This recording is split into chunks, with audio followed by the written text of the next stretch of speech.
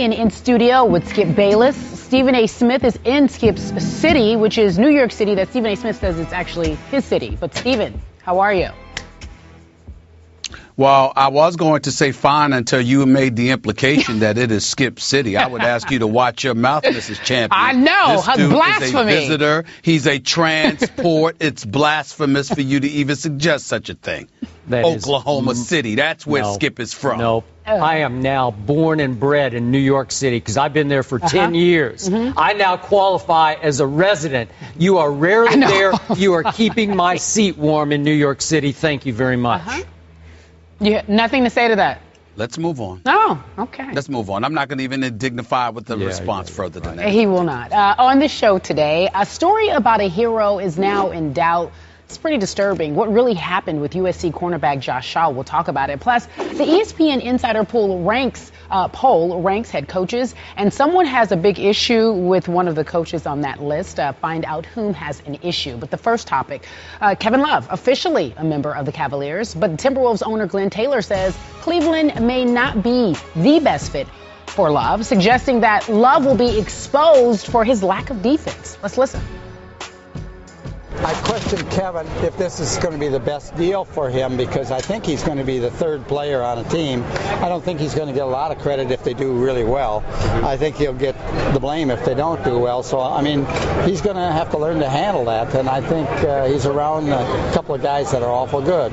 Now, I'm not saying that Kevin isn't good, but I think where maybe he got away with some stuff not playing defense on our team, I'm not sure that, how that's going to work in Cleveland. So I would guess that they're going to ask him to play more defense, and and then he's foul prone. I think emotions are definitely running high right now, and as I said yesterday in my presser, is that I enjoyed my 6 years and forged some great relationships in my time in Minnesota, and for Glenn to say that, I just think that he should be focusing on the players that he just received. I mean, he has the first two.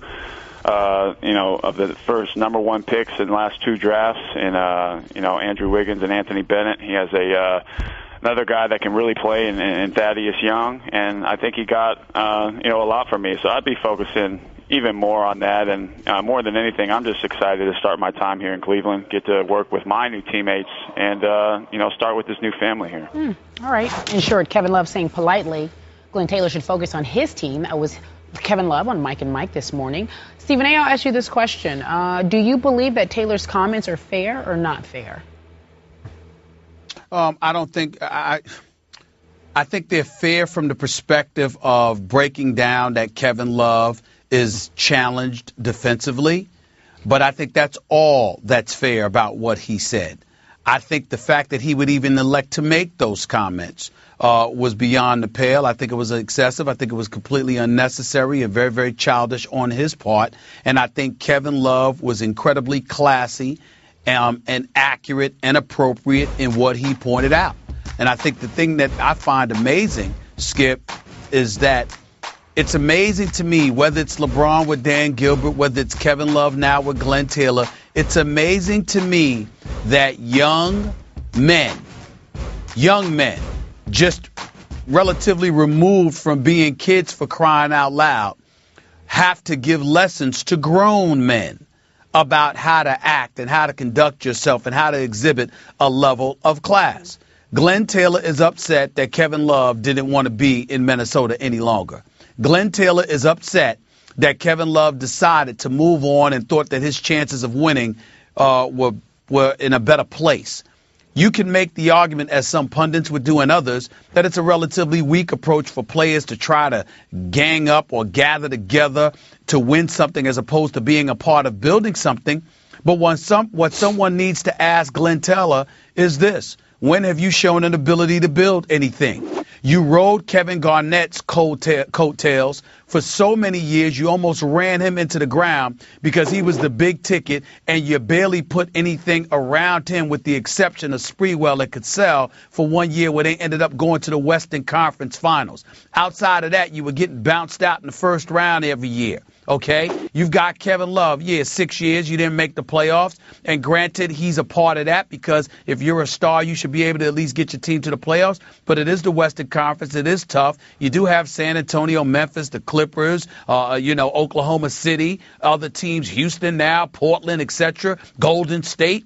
So it's not beyond the pale to see why he didn't make the postseason. In the end, what it comes down to is this: grown men refusing to show the professional decorum and the level of decency and professionalism they should be obligated to exhibit. These guys act like big babies the second they don't get what they want, when they make business decisions all the time that doesn't serve the benefit of the player. Kevin Love is absolutely right, and Glenn Taylor, I thought, was unnecessarily excessive.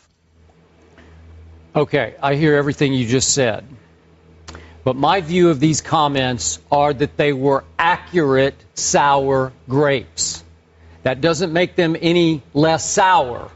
And I do not think these comments make Glenn Taylor look good publicly. In fact, it makes him look even worse than he's trying to make Kevin Love look.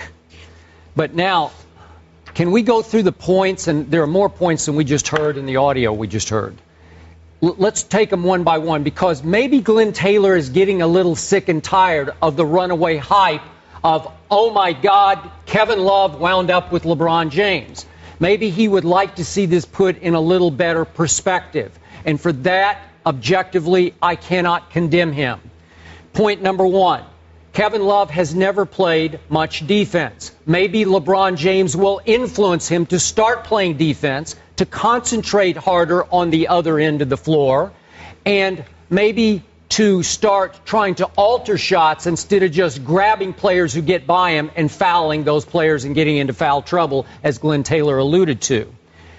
Kevin Love, as he went on to say, Glenn Taylor, has been injury prone. 2 broken hands while he was in Minnesota, and did have a knee cleanup surgery to clean up some scar tissue in his right knee.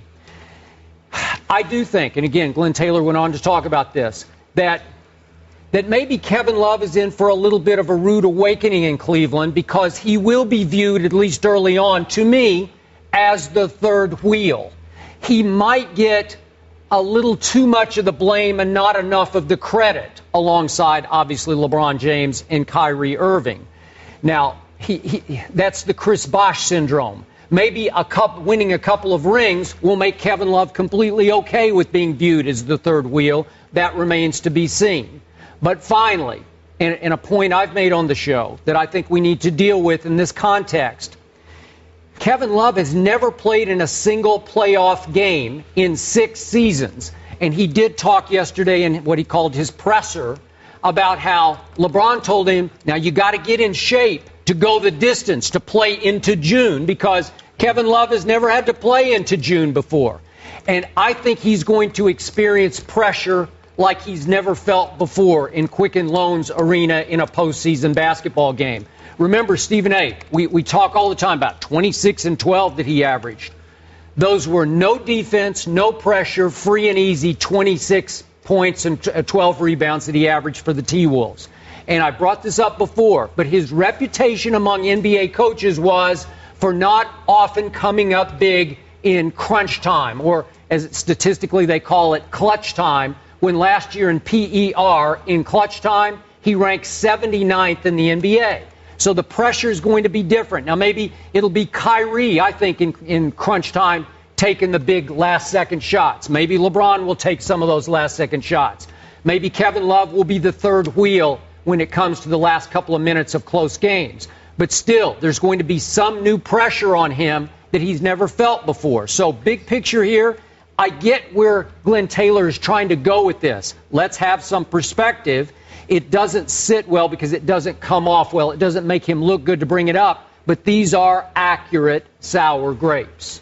Your thoughts? Not all of it. Not all of it. For the most part, you're absolutely right. But again, you can't just pick apart and peel apart the things that, to substantiate your argument and ignore the totality of it. When you look at the Western Conference, I mean, listen, basketball is a team game. I recall years ago you complaining about another player who didn't necessarily show up in the clutch. It also happened to be the best player in the world, who was LeBron James. These kind of things happen. We can sit there. We look at Kobe, and sometimes we say he shoots too much. We look at Carmelo Anthony, and 8 times in his first 10 years he was bounced out in the first round. We look at CP3. You called them CP0, and we call him a superstar point guard. I said but he zero hasn't had because he still has 0 rings. That's all I was saying, right? I just said that. Okay, but you got to say why I called him 0. He has 0 rings. I just said that. Okay, I said you said CP0 instead of CP3 because he has no championship. Okay, Don't interrupt me. Yeah, that's my point. I can interrupt anytime I feel like it. All of these things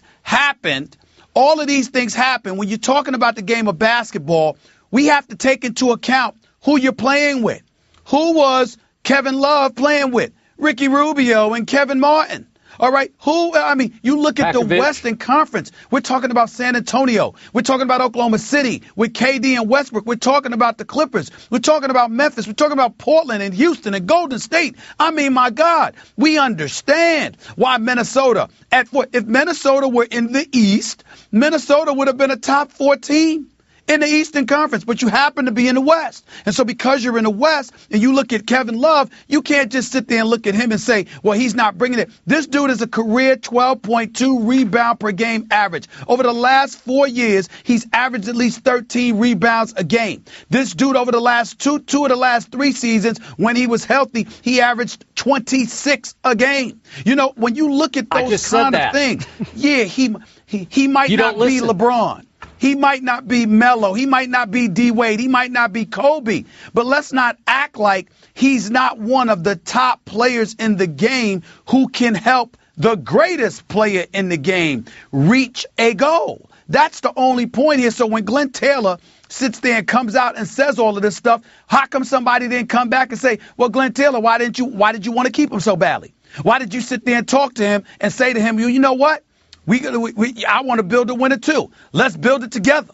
Why did you feel the need to do all of that when he was yours? When he was yours, you was kissing his butt, telling him you wanted him to stay and willing to pay him a boatload of millions to do it. Now that he's gone because he insisted upon being gone, here you are wanting to pile on sour grapes. You're a grown man, Glenn Taylor. And by the way, KG is the biggest, most illuminating piece to all of this, because there was no one more dedicated, there was no one more professional than Kevin Garnett.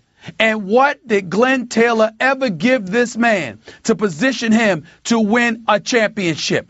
Absolutely nothing. So Glenn Taylor has no history of being able to build. I'm not trying to disrespect the man because he's an owner and he cuts the check. But when you make comments like this, you got to be held accountable for it. Glenn Taylor has done nothing to build something in Minnesota or to garner faith from anyone that he can build something. Is Kevin Love, in your view, a superstar? No, but he's a star. He's and a if star. I have a superstar in LeBron James, why do I need another superstar, Skip? Why can't I have a star? Again, why can't I have 2 stars of him and Kyrie Irving? Is it possible, as I tried to explain to you, the 26 and 12 were done in the shadows, that now this is going to be a brave new world for Kevin Love with whole new pressures on him? No, because if you know, hold on. If you know how to score and you know how to rebound, you don't lose that when you play with better players. You might lose the numbers because you're not taking as many shots, but the skill set that you have and what you bring to the table doesn't evaporate just because you're playing with somebody better. If anything, it elevates it in a game of basketball. The better your teammates, the better you look. Last quick question. Better player, Chris Bosh or Kevin Love? Well, Chris Bosh, because Chris Bosh plays defense. Thank you. But offensively, he can't create opportunities for himself the way Kevin Love has shown he can do over the last 3 years, 2 of the last 3 years. They're actually pretty similar. But he's a more offensively. complete player. Thank you. He made your point for you. He's a more complete player. Are Taylor's comments fair or foul? That was the question. Kevin Love also adds he's surprised by the comments because he thought they had a really good rapport while he was there for those 6 seasons. To football, ladies and gentlemen. Patriots trade guard Logan Mankins to the Bucs. He was a 3-time captain for New England and a 6-time Pro Bowler. In return, the Patriots get tight end Tim Wright in a 4th-round pick in 2015. Bill Belichick on the trade. Unfortunately, this is the time of year when difficult decisions have to be made, and this is one of the most difficult we will ever make. But like every other decision, it was made for what we feel is in the best interests of the team. Skip Bayless, your take. Stephen A. Smith, I am here to admit publicly, as much as I love those New England Patriots, I'm already on record as telling you that they will win this year's AFC and get to the Super Bowl and play the Seattle Seahawks, a better game than the Broncos gave them last year. This move really shook me up. I was dumbfounded by it. I decided I would sleep on it and maybe see the light with this morning's light. Didn't happen. I can't yet see the logic in how trading Logan Mankins helps the Patriots win this year's Super Bowl or get to this year's Super Bowl. We're talking about a 32-year-old who has made 5 straight Pro Bowls, has been voted captain or chosen captain 3 straight years, is a force in New England's locker room as just a presence, a role model for other players, and a team leader. And you traded him for somewhat of a project tight end? I can't see that the logic here. Unless you're looking down the road, again, you saved a whole lot of money, and you're going to have to pay Revis, and you're going to have to play McCourty, and you're going to have to pay Nate Solder. I get all that for years 2, 3, and 4 down the road. But as you know, Stephen A., as I say many times on this show, there is one coach in the National Football League I hesitate to question, and that coach has now been voted or ranked number 1 in an ESPN.com coaches poll that we are going to discuss. You're giving it away. Well, I'm sorry. Oh, okay. We're going to discuss that here in just a few minutes. Okay. That, of course, is Bill Belichick. And he has given us summer shockers, late summer shockers before. As you remember, Lawyer Malloy, all of a sudden, my God, how did you do that? How could you let him go? How could you let Richard Seymour go, Bill Belichick? And he's often, if not always, proved right. In this case, he loves Greg Schiano coached Rutgers players. We know that Bill's son played under Schiano 2011 at Rutgers, and Tim Wright played for Schiano at Rutgers as a wideout who became an NFL tight end. He caught, 54 balls last year for Tampa. He's a move tight end. He might turn into a poor man's Aaron Hernandez as a second target for Tom Brady if, God help him, Gronkowski cannot stay healthy again this year, and the odds are not great that he would stay healthy for all 16 games. I get all of that. It's just still hard for me to see how this is going to help this year unless Bill Belichick knows something about Logan Mankins we don't know, or at least I don't know. Maybe he is in decline more than I think he is. Maybe Bill Belichick is seeing the forest for trees that we can't see, and he's saying, hey, I'm going to trade him a year before he really becomes ordinary or average. So I'm going to bank on Belichick here that he's seeing something I can't.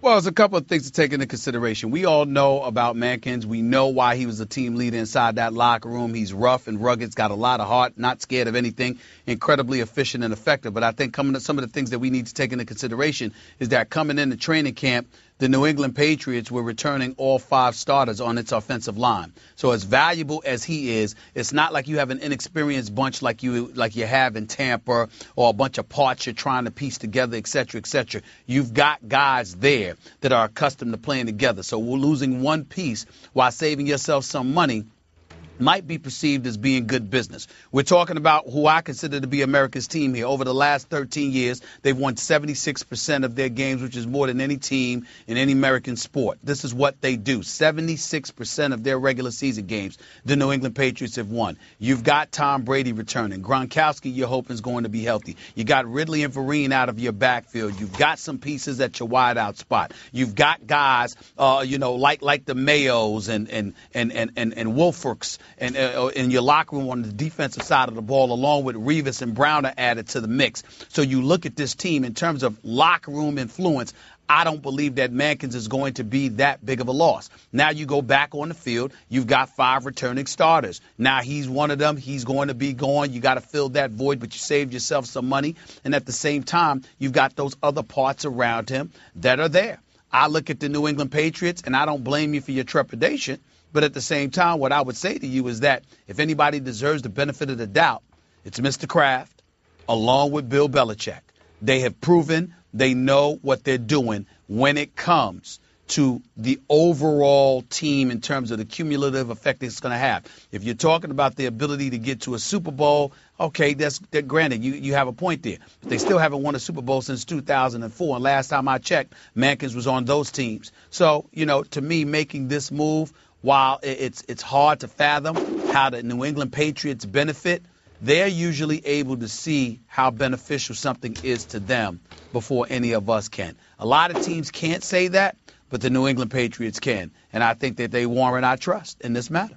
I would agree. And let me finish by saying, while I'm not sure about how great this move was for the Patriots right now, this was a great move for the Tampa Bay Buccaneers and Lovie Smith. This shores up the spot that we talked about Richie Incognito yesterday. Oh, yeah. This is a way better addition than Richie Incognito. Yeah. This is the flip side as far as locker room character goes. And I still think he's a pretty good, if not very good player. ESPN.com, Mike Sando polled 30 NFL insiders and asked them to rank head coaches.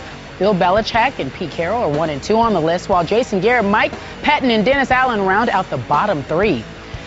Garrett, who is 29 and 27 in his head coaching career, was considered hard to grade, according to the insiders, because there was a feeling that any coach that had to work with Jerry Jones would obviously struggle in that situation. Joining us now with the giggle, NFL analyst Ron Jaworski joins the desk. We really appreciate you being here. Stephen A. Jaws want to say something to you. How are you, my friend? How come you're not here? I want to have some fun. Get over here. I'm sorry, man. I didn't know that you were going to be on the show today. Had I known, I would have drove up just for you, George.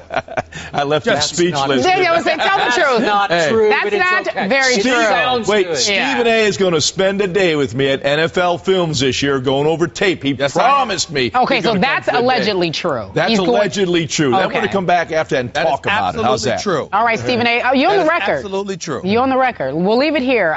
Listen, so, Jaws, you saw the list. You know what the story's all about. Biggest issue with the list for you? Yeah, there's a lot of issues, but I mean, lists are always fun. They create an environment to talk about these guys. But seriously, Tom Coughlin, number 5, the guy has a lot of pictures holding Vince Lombardi trophies. And I love Andy Reid. He's a great coach, a dear friend. But how's Tom Coughlin with 2 Super Bowl championships at number 5? And you can't argue with Bill Belichick. Pete Carroll, obviously, what have you done lately? Pete struggled in New York. He struggled in New England, but he won in Seattle, so I'm not going to debate that. Sean Payton, very good. But it's just hard for me to figure out how a guy that has 2 Vince Lombardi trophies is number 5. Okay. Stephen A. Jaws, I respectfully disagree. Okay. I respectfully disagree. I do agree with you that Andy Reid should not be above Tom Coughlin. But I don't think Tom Coughlin should be above John Harbaugh. I really don't.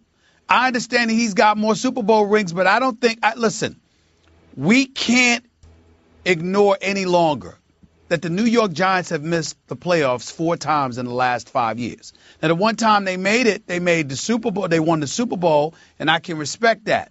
But to miss the playoffs 4 times in 5 years, when John Harbaugh, for the most part, has been a model of consistency as it pertains to the postseason, even though he wasn't there last season either, I'm not going to put Tom Coughlin ahead of John Harbaugh. And by the way, even though I raved about Bill Belichick, and I still stand firm on that because we all know he's great, for the moment right now, Guys, I think Pete Carroll's the man for the moment. I think right now, Stephen, you can make a legitimate argument. That being said, if this is what's the criteria for a list? Is it a what have you done lately list? And I would agree with you. Remember, Pete Carroll was not successful with the Jets, was not successful with the Patriots. Is this a complete body of work? And I agree. Tom Coughlin and the Giants have not been good as of late, but if the full body of work is taken into context, how do you forget 2 Super Bowl trophies? Well, I'm not forgetting 2 Super Bowl trophies. That's why I wouldn't put Tom Coughlin at the bottom of the list. But when the only 2 times you've made the playoffs in the last 7 years, yes, you won Super Bowls, but 5 times you missed the postseason. That's my concern, because it's not about certain criteria. I understand it. Some of it you take the entire body of work into account. Other times, there are just things that you can't ignore. When I look at Pete Carroll, I look at a guy who's a player's coach. I look at a guy that won a team or won a Super Bowl championship with guys averaging around 26.4 years of age. You've got the pulse of young guys. You've got them playing at an elite level. They've won a championship. They look destined to repeat. I'm looking at all of these things right now, and then I juxtapose that to a Bill Belichick, who I love and respect and think is absolutely great, but is still chasing a ring for 10 years now. The last time they had one was 2004. So if we're in the moment, I'm just saying that even though we recognize his greatness from a cumulative perspective, I can't ignore the fact that Pete Carroll at this moment seems to have an edge, where with Coughlin, I can't ignore the fact that for the last 5 years, you ain't even make the playoffs. So it's a what have you done lately list. Primarily, it's a what have you done. That's how. To some degree, yes. That's how most people are in the now. Okay, if I had asked you in the year 2000, 14 years ago, or if I told you in 2000 that Bill Belichick and Pete Carroll would rank 1 and 2 in an NFL coaches poll, you would have laughed and laughed at me, because both had failed in their first jobs. And Pete Carroll had just been fired in New England, and Bill Belichick was just getting a second chance in New England, right, after failing in Cleveland, or at least, well, he got fired in Cleveland. You're absolutely right. No one could foresee those 2 guys 1 and 2 on this list in the year 2000, which goes to show you it's not only about that individual, it's about the supporting cast. An owner that is totally committed to winning. Yeah. And I stand by this. I've said this many times. There's really only 6 to 8 teams in the National Football League out of 32 that really want to win, that will do anything humanly possible to win. They all say we want to win. We all say we're going to do this, we're going to do that. And then you look at the salary cap and people are 20, 25 million under the cap. No one's going to convince me that that team is really all in trying to win. So that being said, you need an owner that's committed to win. You have to have that great chemistry with your personnel department. You have to have that chemistry with the general manager and your assistant coach. So, yes, the head coach is the guy who gets all the publicity. He gets all the credit or the blame, no matter what happens. So when you look at a Pete Carroll, he goes into a friendly environment in Seattle. He's allowed to do what he needs to do. You know, John Schneider gets him great talent. Bill Belichick, Bob Kraft, an owner, that one of those guys that will do everything it takes to win. Yep. So you got to be in the right environment for the coach to succeed as well. Okay. So Stephen A. Smith, I see one name all the way down at number 30 that flashes in neon to me. It's that Hollywood team, that Dallas Cowboy team. How can Jason Garrett be ranked 30th among 32 coaches? I personally think he's ranked too high. I think he should be lower than that. First of all, you look at Patton, he hasn't done anything yet, good or bad. So it's hard to put him at the bottom. Dennis Allen, I can get where people are coming from with that, although they didn't have much talent. They needed this offseason to have cap space to do some things. The jury is still out with him, but the ineptitude of the Oakland Raiders since going to the Super Bowl in 2002 is well documented. They've been abysmal. They've been an absolute embarrassment. They've been a black hole, to be honest with you. And it's really sad because the citizens of Oakland deserve better than that. Let's hope they get it with McKenzie and those boys doing their thing. But I look at Jason Garrett. I look at a guy that's 8-8 over the last 3 years. They've been a walking piece of mediocrity. On top of it all, I understand that Jerry Jones is in the way and all of this stuff, but I don't want to hear that excuse for Jason Garrett, because Jason Garrett was supposed to be the golden boy, the guy that had successfully ingratiated himself with Jerry Jones in such a fashion that even when he was the offensive coordinator, he was getting paid as much as the head coach Wade Phillips. And oh, by the way, he was deemed the head coach in waiting. So whatever he did to position himself to have that kind of cachet and clout, it was supposed to be something that would enable you to have this belief that he can work in concert with Jerry Jones. I don't want to hear Jerry Jones as being an impediment to him. We understand that with everybody else. But Jason Garrett is supposed to be his man. And since Jason Garrett was so adroit at politicking and ingratiating himself with Jerry Jones to position himself to get the daggone job, then do the job. And he hasn't done the job. And not only has he not done the job, but he's lost to each opponent within the division each of the last 3 years. Got trounced by the Giants. Got beat by the Redskins, then got beat by the Philadelphia Eagles on the last day of the regular season. As far as I'm concerned, 30 is entirely too high for Jason Garrett. As far as I'm concerned, only Dennis Allen should be labeled worse. You agree with him, Joe? No, I mean that. I mean that from my heart. All right. Well, I think you first go with Mike Zimmer, Mike Pettin, and Jay Gruden. They haven't coached a game in the National Football. You have 3 rookie coaches. Right. I don't have any idea. Hey, I think they're going to be good. They've earned the opportunity, but there are a lot of coaches, when you get your first opportunity, you really don't know. I don't think they know if they're going to be a great head coach in the NFL. So that we will find out. So I could say, okay, take those 3 guys. That's 32, 31, and 30. So at worst, I would at least say Jason Garrett would be 29. He has been a mediocre coach. There is no question of that. The Cowboys have been a mediocre team.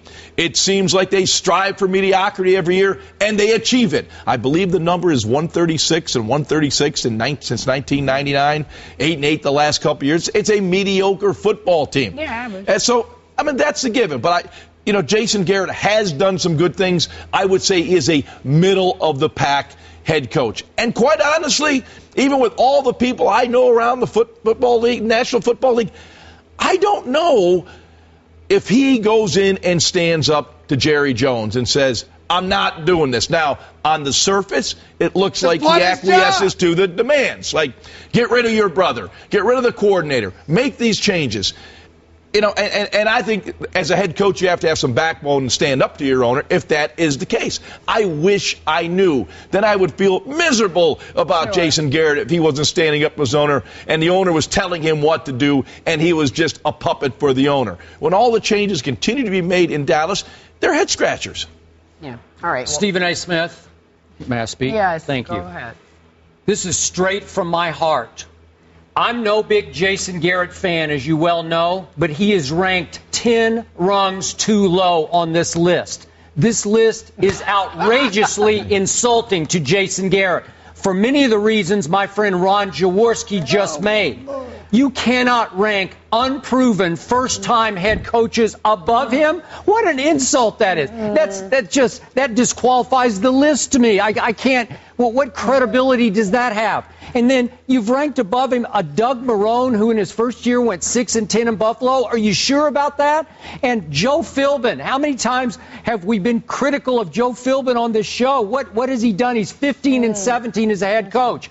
Jason Garrett, in that first half season he coached, went 5-3, and then the 3 straight 8-8. So effectively, Jason Garrett has never had a losing season as the head coach of the Dallas Cowboys. And you got to give him a little bit of credit for that, because as Josh just said, he's a middle-of-the-pack head coach. Well, that would mean maybe 16, 18, 20, somewhere in there. That's where I would go. Yeah, because, listen. Wait.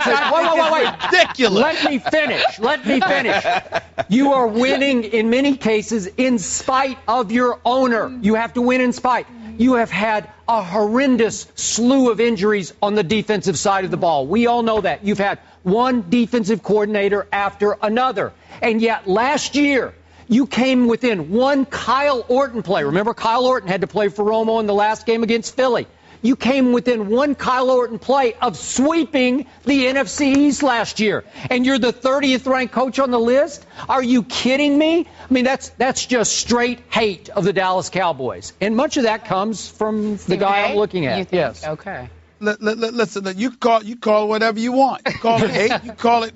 I call it reality. Let me tell you something, man. Let me tell y'all both something, okay? First of all, bring it on, Steve. I don't think it's fair for rookie coaches who have not done anything yet to be labeled lower than somebody who's proven he hasn't gotten the job done. That's my issue. So it's just a difference in philosophy in terms of guys that haven't done the job yet. Why should they be rated lower than a guy who's had 4 years to have an opportunity to do the job, or 3.5, and still hasn't gotten it done? That's point number one. Point number two, I don't want to hear this stuff about working in spite of Jerry Jones. You politicked. You positioned yourself to get this job while in the mix, rising up, being the offensive coordinator, getting paid the same as the head coach, practically undermining them for crying out loud, and you got the head coaching job, and so it's on you to do it. Point number three, Tony Romo's your quarterback. DeMarco Murray's your running back. Dez Bryant, Jason Witten, Miles Austin, all of these guys you had at your disposal. You had DeMarcus Ware and Hatch and these boys on the defensive side of the ball.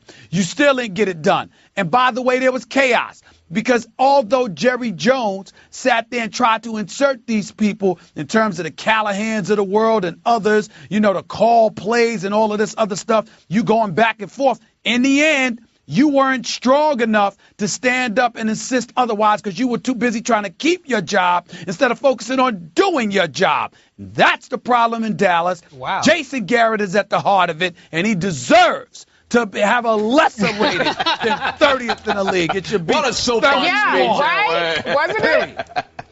You got my vote, Tell Stephen me A. It was Stephen A. thoroughly unconvincing. I watch General Hospital every day. No, that was a good speech, was it not, That was Josh? a great speech. Yeah. I love the speech. All right. It's not necessarily true, but it was a great speech. Yeah, right? We'll leave it there. A lot of bluster. For the first time in 7 years, it seems that no rookies will get to start at quarterbacks, as opposed to years prior. Last year, it was E.J. Manuel and Geno Smith. The year prior, RG3, Ryan Tannehill, Andrew Luck, Russell Wilson, and Brandon Weeden. All right, Jaws, none get the start. No surprise to you, I guess. But what do you make of it as of now? I like it. I'm a little bit old school when it comes to quarterback development, yet I try to look at each situation independent. Okay. And Skip knows in my formative years, there were guys like John Hadle and James Harris that I had around me to learn my craft from, to learn how to mature as a football player and as a person. And I kind of think that's the best way to go long term. But because of all the money you throw at these young quarterbacks, the owner wants them out there, the fans want them out there, so they're forced to play prematurely. And I think a guy like a Patrick Ramsey, to me, has always been kind of the real-life example. I loved his game coming out of college.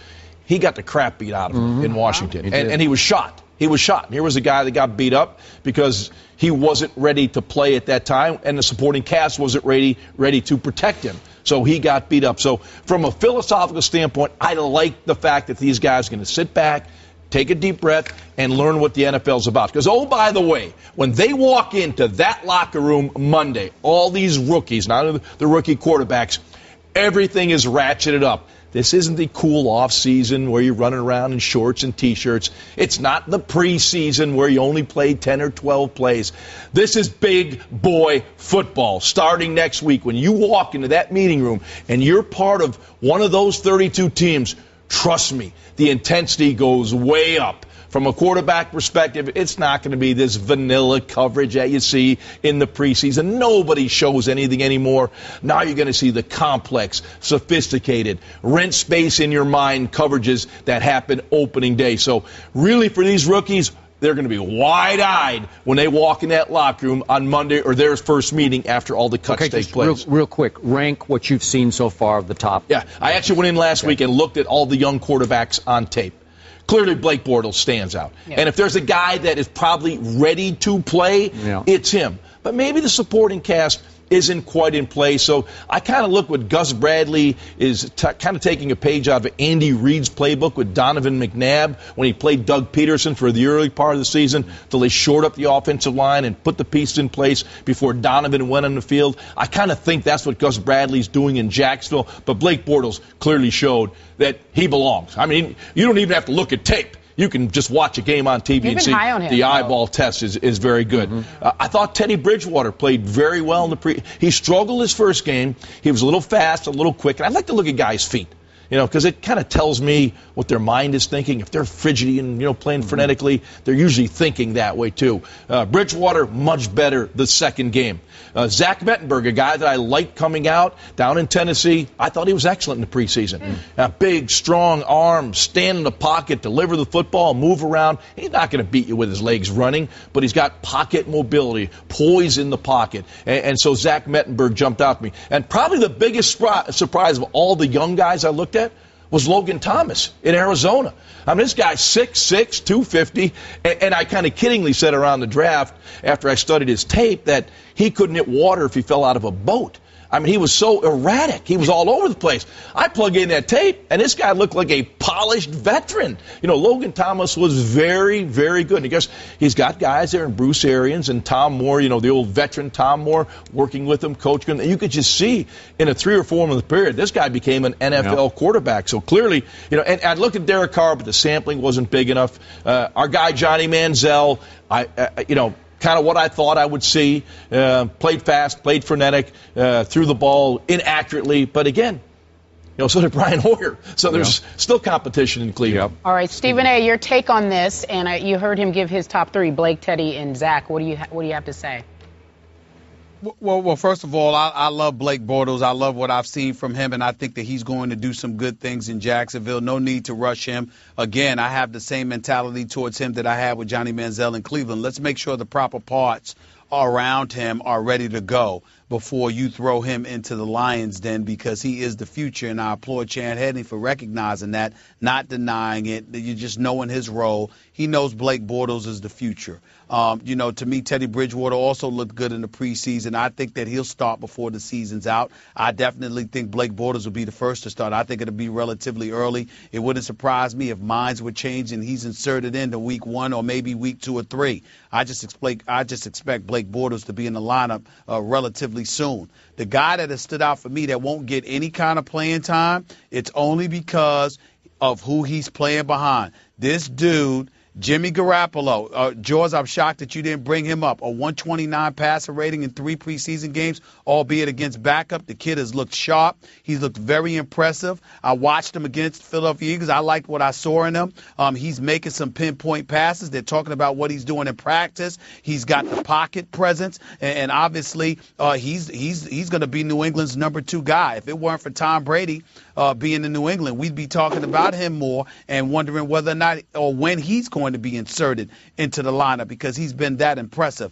But those are the 3 names that come out to me right now. It would be Bortles, Bridgewater, and Garoppolo. Yeah, and I would agree. I did look at Garoppolo, and I remember breaking him down for the draft. He played like his hair was on fire.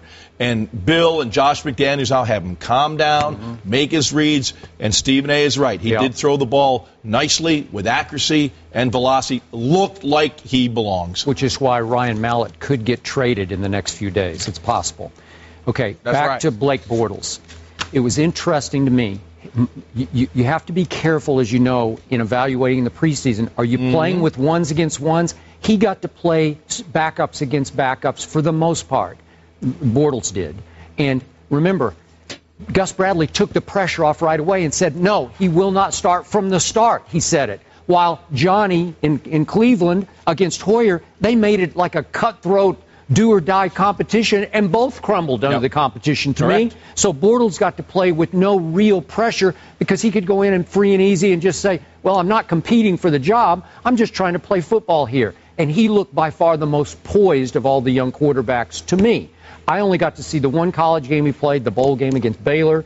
A lot of shorter passes. You broke down that tape. and I wasn't sure what to make of it. I still think Johnny has a little stronger arm than Blake Bortles does, but he's been deadly accurate so far. I'll disagree on the arm strength. Yeah? Yeah, disagree on the arm strength. I don't know. But, by the way, here's another, I'll throw this out there. Mark Sanchez, whose name has been bandied about the last couple days. Mark Sanchez looks like a reincarnated quarterback. Number one, he's healthy. Number two, the Chip Kelly system. But he's played with the twos, and you can make an evaluation playing with the twos because he processes the information quickly. He was throwing to the right guy. He was throwing with pinpoint accuracy, and he looked confident. So even though you're playing with maybe twos and threes, you can tell when a guy is feeling it. Sure. You can tell when a guy is fidgety and nervous, and oh boy, his eyes are that big. Mark Sanchez looked very calm. Blake Bortles looked very calm. Zach Mettenberger looked very calm. I mentioned Garoppolo. He played with his hair on fire in college. He's calmed down. He played against threes a lot of times. Yeah. Just for the record. Yeah. All right, Jaws giving us a list of quarterbacks, rookie quarterbacks to look forward to. Thanks for joining us. It's always a pleasure to have you. My pleasure. Next time, Stephen A. will be here. All right. Washington safety Brandon Merriweather was suspended for the first 2 games of the regular season for an illegal hit on receiver Torrey Smith, Ravens receiver Torrey Smith, Saturday night. Head coach Jay Gruden says Merriweather will appeal the suspension. One person who doesn't support the suspension is the player who took the hit. Torrey Smith on Twitter saying, "I don't think he should be suspended, but I don't make or enforce the rules. I just play." Merriweather's teammate Ryan Clark spoke yesterday about the suspension and had some very choice words for NFL Executive VP of Football Operations, Troy Vincent. It's a very fast decision. I think it's a harsh decision. I think it's rash.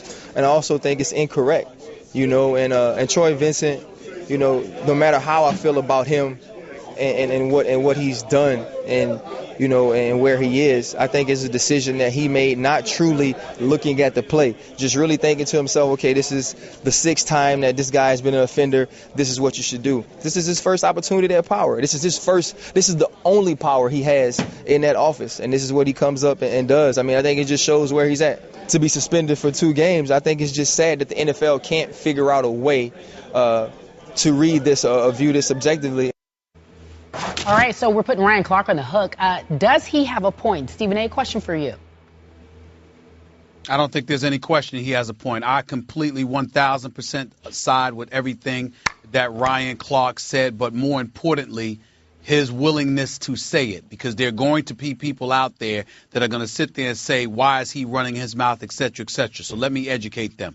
Ryan Clark has been in the NFL for 12 years. He's been a starter primarily his entire career. He is legit. He has earned the right as a statesman of the game in the game of the National Football League to speak up. That's point number 1. Point number 2, that's substantiated even more when you consider the fact that he's the veteran added to that secondary in the aftermath of London Fletcher's departure. Ryan Clark is going to turn 35 years of age on October 12th. I bring that up because he's a fellow Libra like myself, which is a beautiful thing. But he's going to be 35 years of age. London Fletcher is gone from the Washington Redskins right now, so you need vocal leadership in a locker room, somebody that was experienced, and that comes from Ryan Clark. Not to mention the fact that he's a player rep, that he's incredibly knowledgeable of some of the ins and outs of the rules and regulations, particularly what has been gleaned from collective bargaining negotiations, which brings us to his feelings about Troy Vincent, somebody who wanted to be the executive director of the Players Association,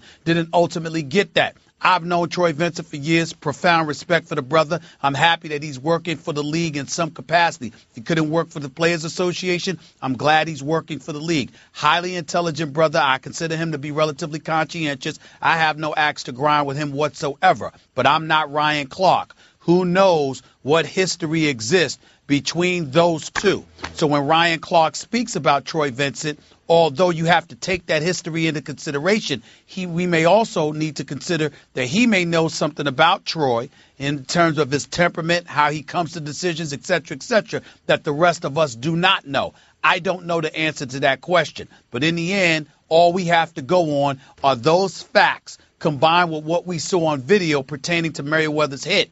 And from what I saw of the hit, I thought it was perfectly legal. I thought he led with the shoulder. He tried to pop him.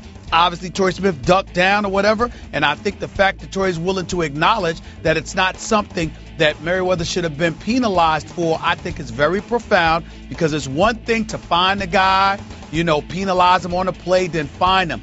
But to suspend him and take him out of the Redskins lineup for the first 2 games of the season, I think it's incredibly excessive and egregious, and I don't blame Ryan Clark one bit for feeling the need to speak out about that, because you took away one of his dudes on that squad that he's going to need on that field with him when this season opens. And to me, it should be something far more concrete than what we saw in order for Troy Vincent and the NFL to make that decision. So, again, I completely side with Ryan Clark on this 1,000%. I'm surprised that you do. And let us point out, Ryan Clark has been on our show here many, many times over the last, 5 or 6 years. I've debated with him. Yeah, I've debated with him many times on this show, and we have had our disagreements on and off air, and I still have deep love for Ryan Clark. I believe in him, believe in his heart, believe in his mind. He obviously has a future in this business, and yes, he does. As an undrafted free agent, he made something of himself as a 12-year National Football League safety, and that's highly impressive to me. Now back to the point at hand. I got to tell you, the more I watch this replay of this hit, to me, it crossed the line. I'm pretty sure, and he's approaching Merriweather with such high speed, it looks like there's at least some of the helmet hits some of the helmet, side to side maybe. I get you, he was trying to lead with the shoulder, but some helmet, there was some blow to the head going on there that for a Brandon Merriweather, who's a 5-time offender in illegal hits, you just can't risk it. And Ryan made a good point. Okay, so you're docking him for a preseason hit, 2 regular season games. It doesn't seem fair, although he is appealing. Maybe it'll get reduced to 1, I don't know.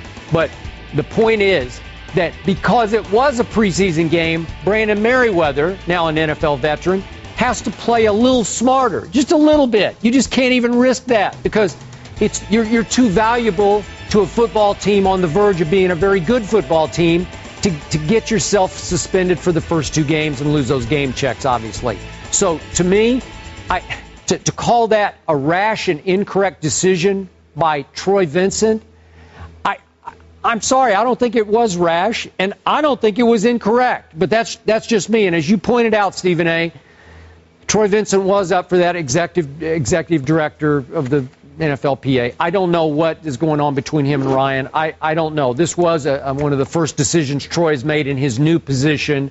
And yet, Troy, for our younger viewers who don't remember, Troy Vincent made 5 Pro Bowls as a cornerback for the Philadelphia Eagles. He was the 7th overall pick in the draft out of Wisconsin. So he's got some credentials on his side.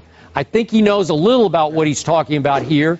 And I'm not sure he was trying to make an early statement that he was going to crack down. I thought that was a correct call on that. I don't think it was a correct call. The one thing that I will say to you is that I don't agree with Ryan Clark talking about Troy Vincent playing the game softly. If Troy Vincent doesn't make this ruling, those words don't come out of Ryan Clark's mouth. So it's unnecessary. You don't have to go that route. You can simply dispute his decision. That's all I'm saying. I don't agree with that part because Troy Vincent deserves Ryan Clark exhibiting more class than that. But that's the only thing that I disagree with Ryan Clark about. Troy Vincent was a 5-time Pro Bowler. He was a big-time player for the Philadelphia Eagles. He was a voice and a presence inside that Philadelphia Eagles locker room. I would know. I was covering the team when I was with the Philadelphia Inquirer for 16 years, and I know what kind of impact Troy Vincent had. So he deserves more respect than that, but I still disagree with his decision, and I don't blame Ryan Clark for being a bit ticked off by it because, again, doesn't warrant a 2-game suspension. I think it was a bit excessive. Not to mention, Brian Dawkins just came on the show yesterday and broke down to us how in the heat of action, at that level of speed, if you're leading with your shoulder, you've got guys that's squinching, and then all of a sudden they're lowering themselves, and they put themselves in a position where they get hit. Clearly, Brandon Merriweather was not trying to hit Torrey Smith in his head. It was clear that he was not trying to do that. He was leading with the body shot led by the shoulders, and Torrey ducked into it And that is what happened. That does not warrant a 2-game suspension and confiscation of 2 game checks. And it certainly doesn't deserve to put the Redskins, who's trying to improve their defense after being so putrid last year, getting after the quarterback with Arakpo and Kerrigan and Hatch and those boys, upgrading with Ryan Clark added to their secondary, with D'Angelo Hall, with Merriweather, having a lot to prove, to sit there and take that weapon away from them for the first 2 games. Based off of that, I don't blame Ryan Clark one bit for being ticked off, man. He's right. He's right. Do not see it. And I still think you have to admit that part of Brandon Merriweather's helmet struck part of Torrey Smith's helmet. And when you have the track record that he has, why would you risk that in a preseason game? I didn't even think it was that bang, bang. I think there was time to pull up in that case. Skip, maybe Merriweather was being more thoughtful than we're giving him credit for. If you remember in a preseason game last year, Dustin Keller got his knees taken out in a preseason game, and I forgot who it was, but he was talking about, hey, I think it was Swearinger. It was. I'm not sure. But he said, hey, you know what? I got to go low. I got to do my job. I don't want to get fined. You've got guys that are sensitive to colleagues' contemporary. You might want to cave their chest in, make them breathe a little bit, go to the sideline or whatever, but you may not want to wipe out their season or whatever the case may be. You may not want to go too low. And so I'm saying to you, Merriweather, to me, was he going too high? To me, it's clear he wasn't going too high, that Torrey lowered himself into the shoulder, and that's what I took from that. He wasn't going too high. Torrey Smith lowered himself into him. I don't think he should be held accountable for that, Skip. I don't. This Sunday night, the heat is on in Atlanta. The drama heightens with only 2 races till the playoffs. Casey, Austin, and Kyle Larson sit on the bubble and need a win to secure a spot in the all-new Chase. 43 drivers battle, 16 advance, 2 races to go. The Oral-B USA 500 in Atlanta, Sunday at 7 Eastern on ESPN. USC football coach Steve Sarkisian said the school has received several calls questioning the authenticity of Josh Shaw's story about saving his nephew from potentially drowning, and the matter is being investigated. Shaw said he suffered a pair of high ankle sprains Saturday night after jumping from the 2nd story of an apartment complex. APD is being pretty closed-mouthed and pretty quiet about things, but you just don't know until all the facts are in, and I think that's why we haven't heard anything definitive from USC. It all might still be true, as far as we know, but there is, when you get the police departments involved and you know that they're investigating, there's always a chance that something else could be out there that we don't know about. Covering the story, obviously, from Los Angeles, Josh Shaw Sr., who was voted team captain, Skip, last weekend and was expected to be a major part of their secondary. Your reaction to this story? He delivered the commencement speech. Wow. Yeah. I don't know what to make of it yet. I don't know what exactly happened. I'm not sure anybody really does quite yet in the media. Maybe they do at USC. But it was significant that Coach Sarkisian said, pump the brakes on this, because that wasn't because they were getting calls from fans. I assume there were some calls from the authorities who said, hold the phone. And this is another classic case of, as a journalist, you always have to be a little bit skeptical, just a little bit skeptical when the story comes straight from a Josh. Maybe when it sounds too good to be true, you might wonder if it is a little too good to be true. Did it sound that way to you initially? I wasn't sure about the injuries. That was the first thing that I was skeptical of in my head, and I have no idea. This is just completely off the top of my head, could be completely out of bounds or wrong, but if you jump off the 2nd floor balcony and then you roll your ankles? Yeah. Really? Yeah. Oh, well, it seems like you might break your ankles. As opposed to high but anyway, but besides that was the first thought I had. And then I wondered, well, maybe we need to hear from some of the relatives, maybe we need to hear from the child, maybe we need to hear from somebody else. And yet, it's often the case, and Stephen A. can speak to this also, that in the past in my career, we've run across a situation where, I'll give you a quick example. Sure. A game Stephen A. will remember, an Emmitt Smith game against his Giants. Sure. It was for all the marbles in the NFC East. I think it was at the end of the '93 season at the Meadowlands. And Emmitt Smith had what John Madden called one of the most courageous, maybe the most courageous game he'd ever watched. Had a bum shoulder that got knocked down a little bit and dragged his shoulder through the game, and he was sensational. After the game, I'm in the locker room. I was obviously covering the team. Yeah. Several of the veteran players, a couple of assistant coaches, and a trainer told me, well, it wasn't that big a deal. We have 12 guys in here who have that low-grade sort of separation of the shoulder. They all play with it. And we asked Emmitt to take an injection at halftime. He's afraid of needles. He wouldn't take a shot. Okay. Well, so how courageous was Emmitt Smith that day?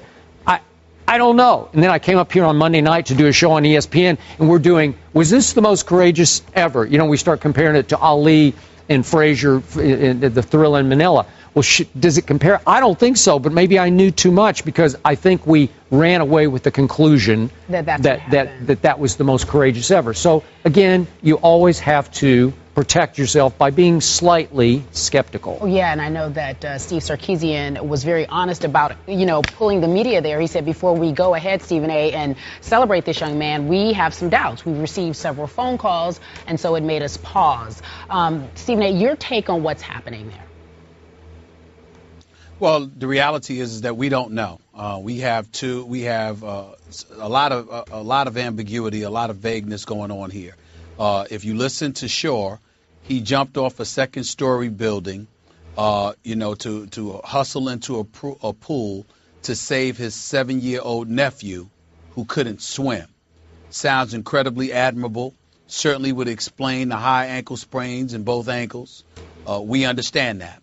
But then, according to some Lieutenant Andy Neiman of the Los Angeles Police Department, it said something along the lines that Tuesday afternoon that a man named Joshua Shore was mentioned, but not as a suspect, in a report involving a Saturday night break-in at a downtown apartment building.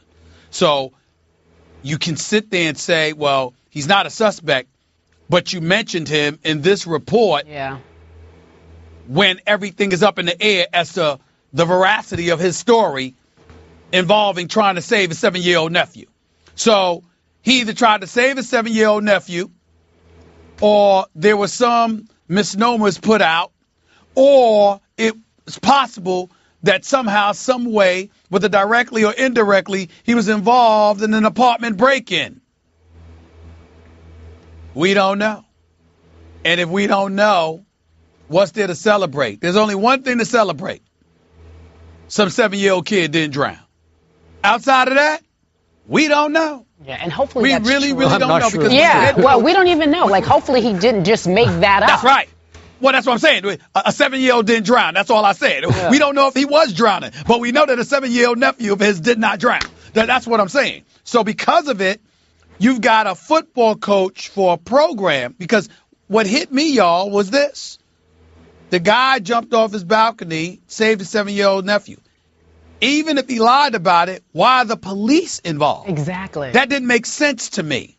So if the police are involved, then some kind of illegal activity is being associated with all of this in some capacity, which is why Sarkisian, this USC coach, doesn't want to elaborate, doesn't want to throw out theories and all of this other stuff. And it's a potentially ugly scenario. I hope that the kid is telling, meaning Shore, I hope that he's telling the truth. I hope that he isn't lying. But more importantly than that, if he is lying, I hope it's just a little fib and he was not involved in any kind of illegal activity that led to him suffering 2 high ankle sprains, because he will have a lot more to lose than his integrity or his image or whatever if illegal activity was involved. All right, as both have mentioned, the LAPD is investigating. We do not know where it stands as of yet. We will keep you posted on this story. And there have been some exciting headlines so far at the U.S. Open. Alec Baldwin catching a ball in the stands. 15-year-old CC Bayless, the youngest player to win a match at the Open since 1996. But arguably, guys, the biggest story was one Michael Jordan watching Roger Federer play last night. He is a good athlete. I know he was a basketball player at one time, so I know he can get up a little bit. What have you enjoyed about watching this first set so far with Roger? Well, in all honesty, I think he looks so smooth. I've seen him on TV. I've seen a lot of tennis on TV, but you never really understand how smooth and how relaxed and how fundamentally sound that he can make this game, make it look. And I'm fascinated with how smooth he looks good in the shoes, without a doubt, but he makes the shoes look a lot better. He looks good in the shoes. He's talking about the combo shoe of the tennis and the Jordan. Jordan with a very peaceful tone and presence. Fed's hitting coach told me that when they had dinner last night, Monday night rather, it was more of a question and answer session. Fed trying to soak up all he could, asking Jordan about being great and how he would be able to keep that up. Clearly motivation for Roger Federer as he tries to win his 6th U.S. Open title. Skip, you're watching this last night. Mm-hmm. Your reaction? Stephen A. Smith, I was watching this live. And I started texting with a couple of friends who were there live at Arthur Ashe Stadium. And one texted me that the energy for Michael Jordan was far greater than the energy for Federer's first-round match. Another texted that the focus in that jam-packed stadium was more on Michael Jordan than on Roger Federer. And I sat back finally at the end of the night and I thought, Michael Jordan is 51 years of age, and it feels like he just won the NBA championship last June. It feels like it was just the other night that he made that shot and held the pose in Utah to win his 6th NBA title and his 6th NBA Finals MVP.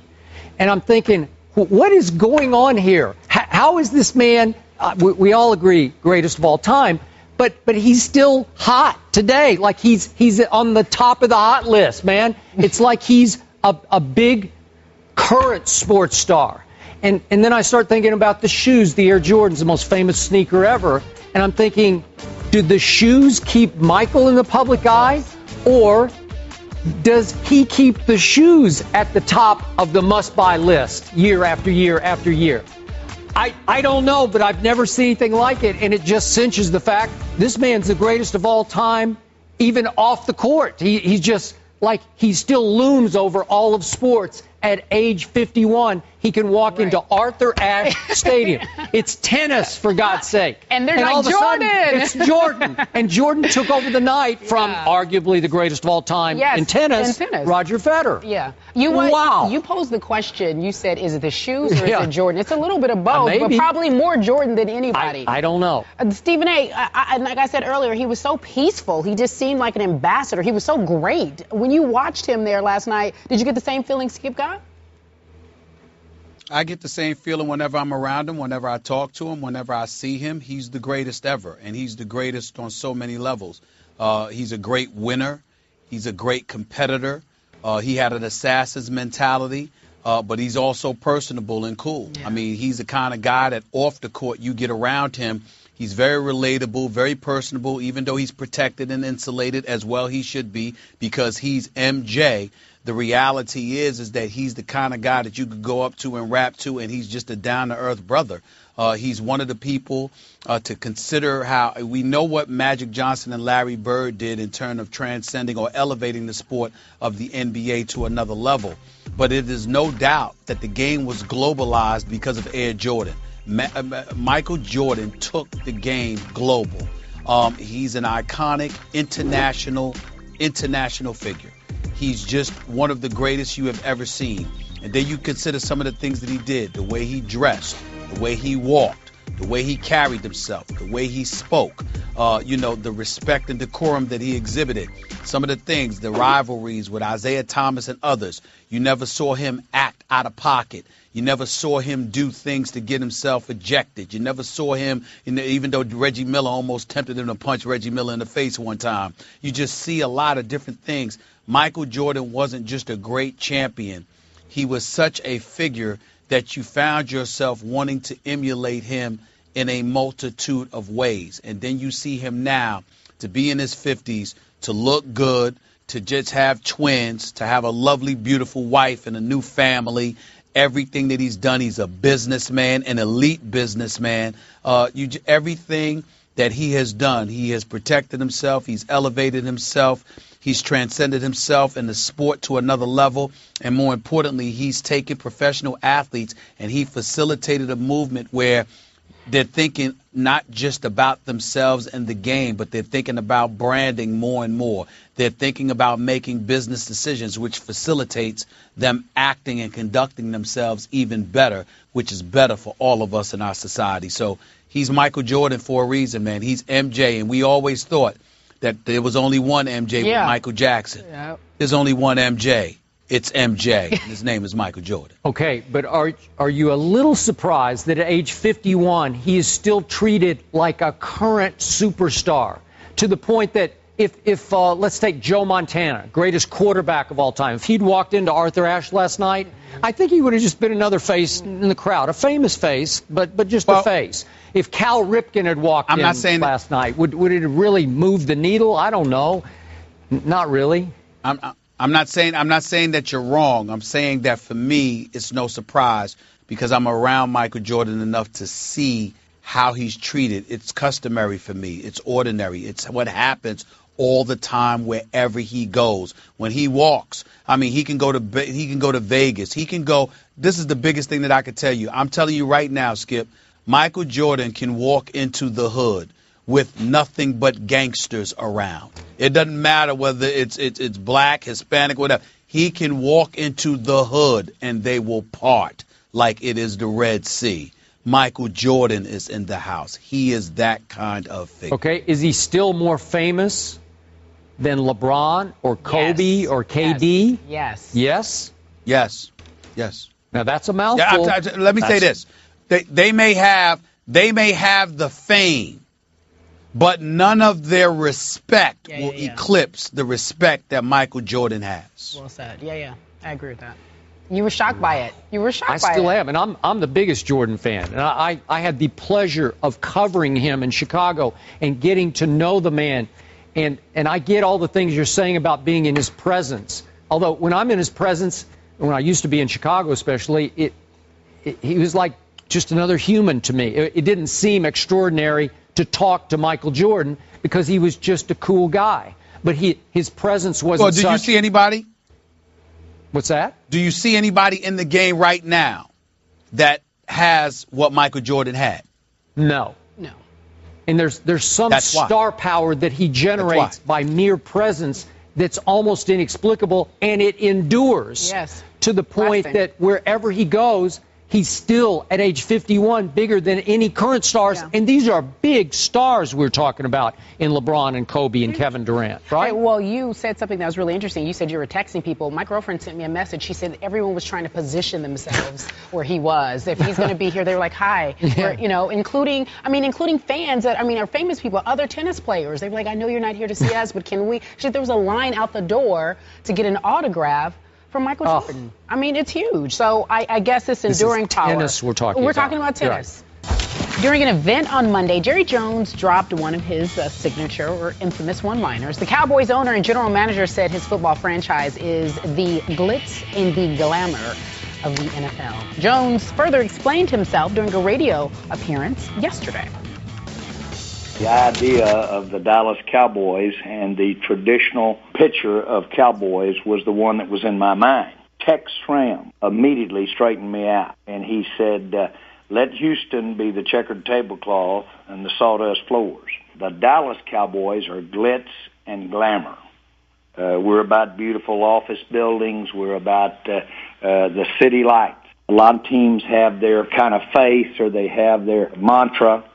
Pittsburgh Steelers, Steel Mill, San Francisco, in my mind, has a certain mantra. But I think the Dallas Cowboys are glitz and glamour. All right, Tex Schramm, he mentioned in that sound there, the original president and general manager of the Cowboys. Skip, your reaction to his latest comments. Stephen A. Smith, I'm going to take this seriously. You know, I've written 3 books about the Dallas Cowboys. I know a little about their history. I found these quotes from Jerry Jones fascinating because there's a bottom line quote that we didn't hear in that soundbite. He said, and I quote, "We want to knock our opponents' you-know-what's off with glitz and glamour." That cut to the heart of the difference between Jerry's 2000 Cowboys, the Cowboys of this century, if you will, and the Tom Landry Cowboys of the 60s, 70s, and 80s, and the Jimmy Johnson Cowboys of the early 90s. The difference was that from the start, the Cowboys were about glitz and glamour in the 1960s when Tex Schramm invented them and eventually in 71 put them in that stadium that you once attended, Texas Stadium, that looked like an alien spaceship that had landed on the North Texas plain. And those Cowboys were different, Stephen A., because beneath the glitz and glamour, and they were pretty boy teams, they had what you call a bunch of rough riders. They had a bunch of bad you-know-whats. They had a Leroy Jordan and a Bob Lilly and a Cliff Harris who would knock your you-know-what off. And then in the early 90s, they had a Charles Haley and a Michael Irvin and an Eric Williams who would knock your you-know-whats off. That's what they were. They had an undertone of rough and toughness that these Cowboy teams through the 2000s, up until 2014, have not had. So Jerry's correct. They were always Hollywood teams. If you read my book, God's Coach, if you look at those teams in the 60s and 70s, they were nothing but straight Hollywood, but they had rough and toughness at their core that these teams don't have. So there's no difference about the way they presented themselves early on. They were all glitz and glamour. How'd they win all those Super Bowls? 5 Super Bowls? Because they had those rough riders as their mantra. That's what they did, and that's what Jerry doesn't seem to get. They don't have any of those kind of players today that strike any fear in anybody they play. Okay. I mean, what do you want me to say? Well, nothing. We can go to the next question. I think I said it all. We can. We can, because they don't have rough riders. They are about glitz and glamour, and they're not about productivity and results.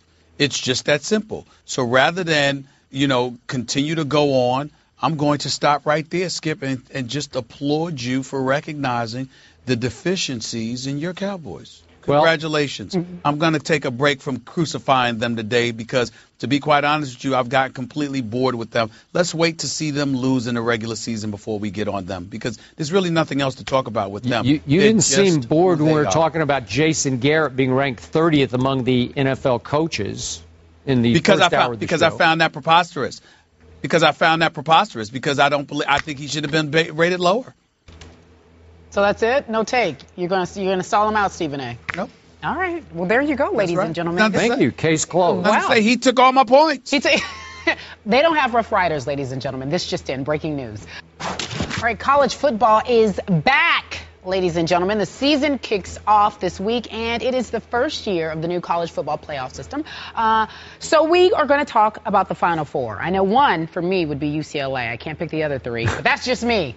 Stephen A., who do you have in your Final Four? Well, obviously, we're going to talk about Florida State. They're the reigning defending national champions. They've got Jameis Winston and the crew returning. And any doubt that we had about their supremacy, Jimbo Fisher certainly didn't help in that department because he's so supremely confident, as Skip pointed out yesterday. I expect Florida State to be in the mix. I definitely expect Alabama. Roll Tide! I expect them to be back in the mix. I understand they had the little hiccup last year, losing to Auburn, then losing to Oklahoma in the bowl game. I get all of that, but I think Nick Saban's got those boys on the right track. I love the fact that Lane Kiffin is being their offensive coordinator. I think that he's creative and innovative enough. I think that'll help them, and I think they're out to make amends for the lapse that they suffered from last year. I expect Alabama to be there. Of course, I can't underestimate Oklahoma because I saw what Trevor Knight did against Alabama last year. I like this kid. I like what they're doing up there. I think that they'll get it done. They'll be in the mix as well. And although I was reluctant to pick Oregon because I'm not sold on Mariota yet, the bottom line is this. Auburn, you can't expect them to be what they once were. There's no doubt about that. I don't think you can look at them and sit there and say that. So because Auburn's not in the mix, I'm just inclined to look at Oregon, even though they lost their top 4 receivers. I think they'll be looking to run the ball more. Mariota definitely can throw the football, and I think that they'll be in the mix as well. So I'm going with Florida State, Alabama, Oklahoma, and Oregon. Okay, I have a question for you. I love this committee that they have formed, and this committee will make these 4 choices. So before I give you my 4 choices, how much will this committee use the eye test? By the end of the year, how much will it say, well, I know these SEC teams beat up on each other, but gee, it sure looks like Alabama, and in my opinion, LSU, and maybe even South Carolina, it looks like those 3 look like they could be better than, say, Oregon or UCLA. Like they're just a cut above, even though they beat up on each other. Will they say that? That's what I don't know. And just real quick, just so we remind ourselves of some of the people on the committee. Got Archie Manning, Barry Alvarez, Pat Hayden, Oliver Luck, obviously Andrew's dad, Tom Osborne, don't forget Condoleezza Rice, Steve Weiberg, Tyrone Willingham. I like this committee. I like the intellect that has been assembled. So will they have discussions where they say, okay, let's think about strength of schedule here, and let's just try to pick in our minds the teams, the 4 that look the best to us at the end of the year. Maybe not based on one-loss records. Do you think that's going to happen? I think they're going to pay attention to everything. I think they're going to install components of the eye test. I think some of the polls are going to matter to them. I think that, how teams are playing at particular stretches during the season. I think strength of schedule is going to come into consideration. I think they're going to veer away from leaning on the SEC as the powerhouse with other people just being parts added to the mix to make things appear fair. I think that Oklahoma doing what it did last year, I think seeing that kind of stuff transpire, Skip, is going to make everybody pay attention to what's going on in the Big 12. The not just the SEC, but the Big 12 and all of those other conferences as well. I just see that. Okay. I just have a gut feeling that the SEC will still get 2 teams in the Final Four, just on strength of conference. I think they will come to that conclusion, and they won't care what people say from outside about how dare you favor the SEC and it's just on reputation, blah, blah, blah. I think 2 will get in. I am not going to include the team that I grew up loving and rooting for, the University of Oklahoma. Joe Mixon, the stud young running back, has now been suspended for the whole year. We know that story. It sounds like Frank Shannon, their linebacker, is going to be gone for the year. That's a whole other issue. Okay. And I thought maybe Dorial Green Beckham, that we asked Bob Stoops about, the kid who came from Missouri, who's such a talented young receiver, I thought he would apply for reinstatement and get it this year, and the NCAA said no. Those are 3 key losses, and Trevor Knight, to me, was wildly inconsistent last year. And I almost have to say that the performance, the Montana-esque performance against Alabama in the bowl game, might have been a little bit of more of a blip than a trend. I'm not sold. I'm sorry. I'm just being honest. They're not in. So I'll go Florida State. I will go Alabama.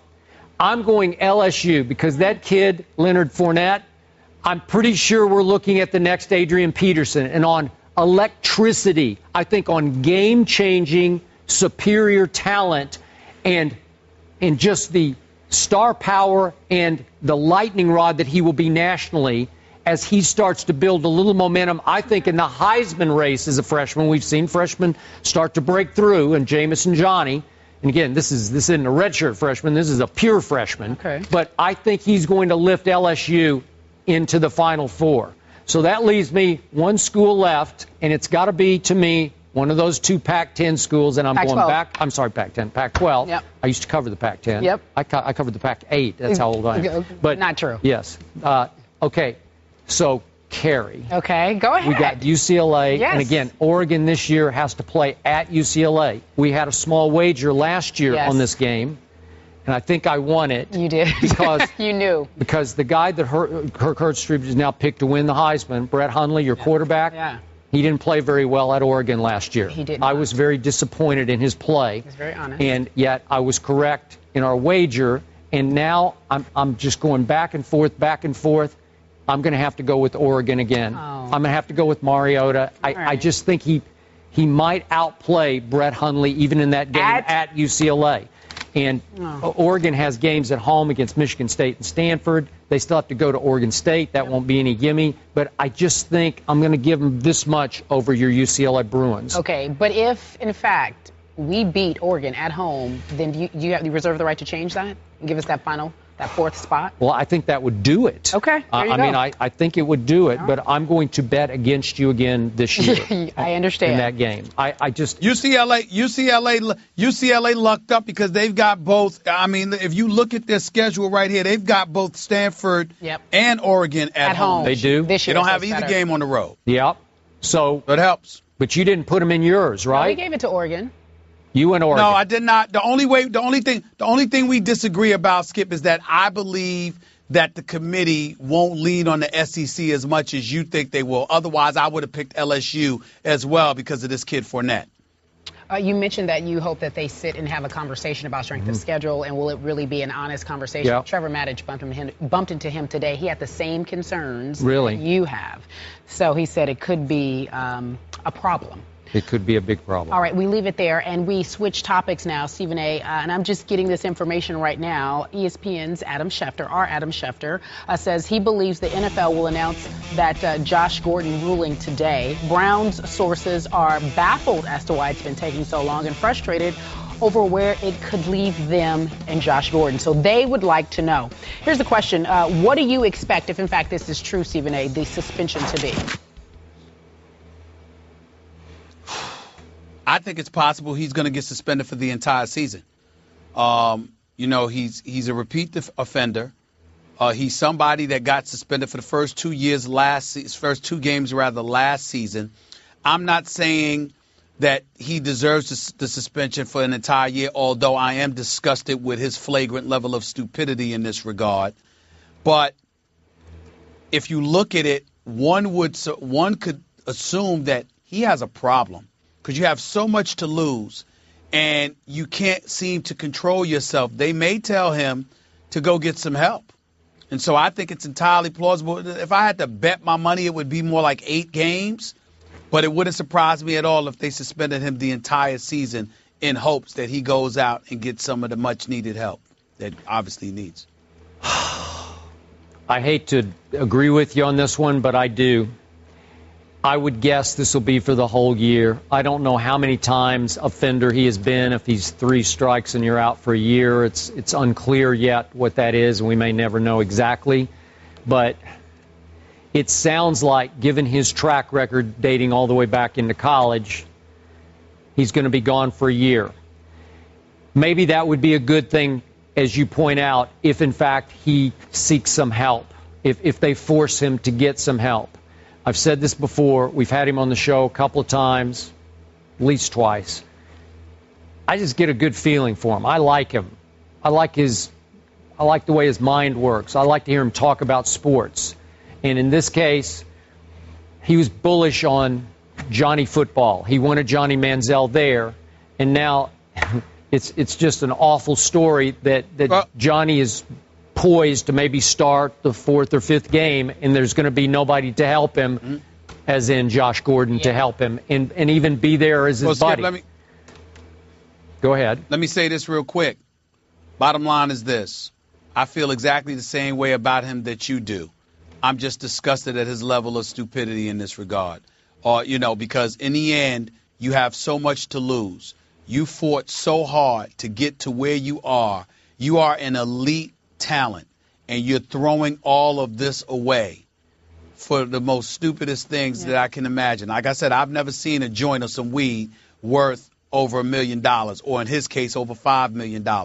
And you got to send a message, not just to him, but to a lot of youngsters out there with their whole future in front of their face. You cannot make these kind of mistakes, and that's what he has done more than once. Enough's enough. And sometimes I don't know if it's stupidity or addiction. Right. Because if it's addiction, then you got a whole nother issue. He needs help. Well, if you gentlemen go are get correct, some help. Yeah. Go get some help. If a year-long suspension is announced, Gordon would miss all of next summer's training camp as well under the policy. We leave it there. We hope to discuss this tomorrow. For Skip Bayless and Stephen A. Smith, I'm Carrie